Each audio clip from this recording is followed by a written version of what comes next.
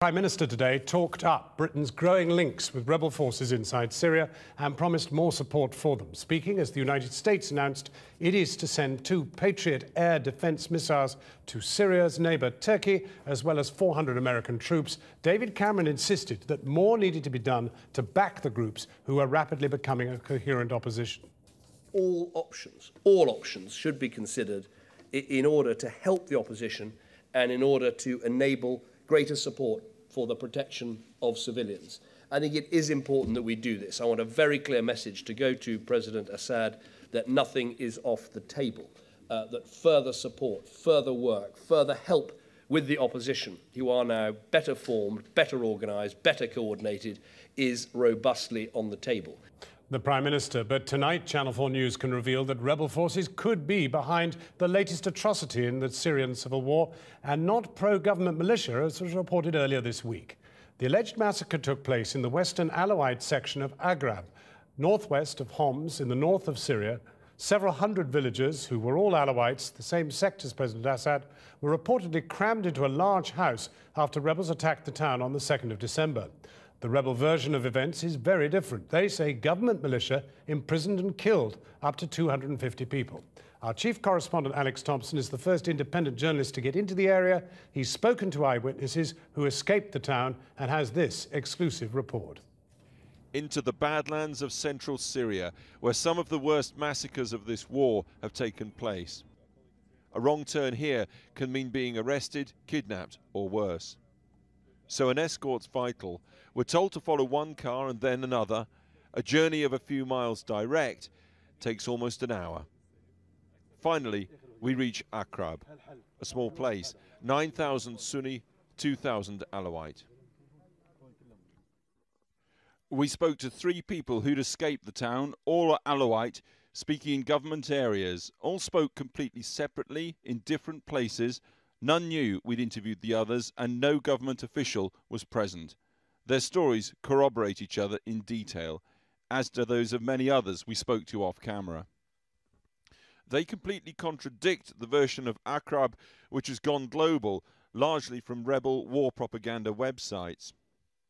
All sides agree Aqrab was attacked by rebels on Sunday, December the 2nd, but our eyewitnesses say Sunni rebels took hundreds of Alawite civilians as prisoner. They had long beards, and sometimes you couldn't quite understand what they said. They were not dressed in the normal way.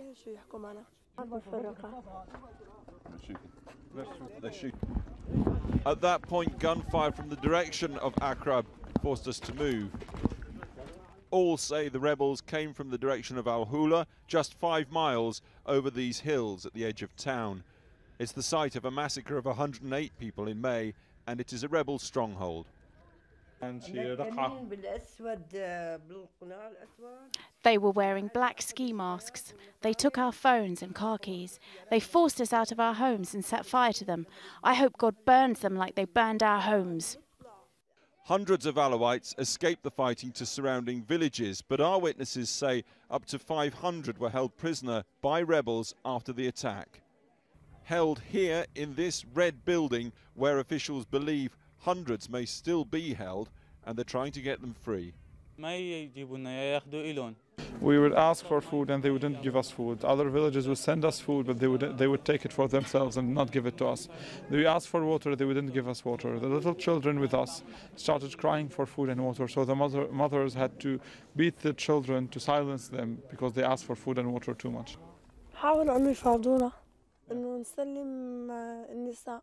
They tried to convince us to hand over the women, to take them to Al-Hula. We didn't do that because we didn't trust them. It went on for 9 days, and then from across town on Monday came a delegation including Aqrab's mayor and the imam. They wanted to try and free the women and children. We said either we all go out together, including the sheikh and the mayor, or we all die together. In the early hours of Tuesday morning, they all separately describe 3 truckloads of prisoners somehow making it out along the road to Tauna village and safety. A 4th truck left, but never made it to the village. That truck went to rebel-held Al-Hula instead, and there, An unnamed woman and boy, apparently speaking under duress, told rebels that pro-government militias, not the rebels, took them prisoner. Fighting prevented us entering Aqrab, but from where we stood, we could see that the house everybody said they were kept in appears intact, as does much of the town. Further, rebel YouTube postings from December the 2nd, the date of the assault, make no mention of hundreds of prisoners here. Why ignore a propaganda coup day after day? And why after Tuesday are there no pictures of the bodies or burials on rebel postings? There are in effect then two stories here.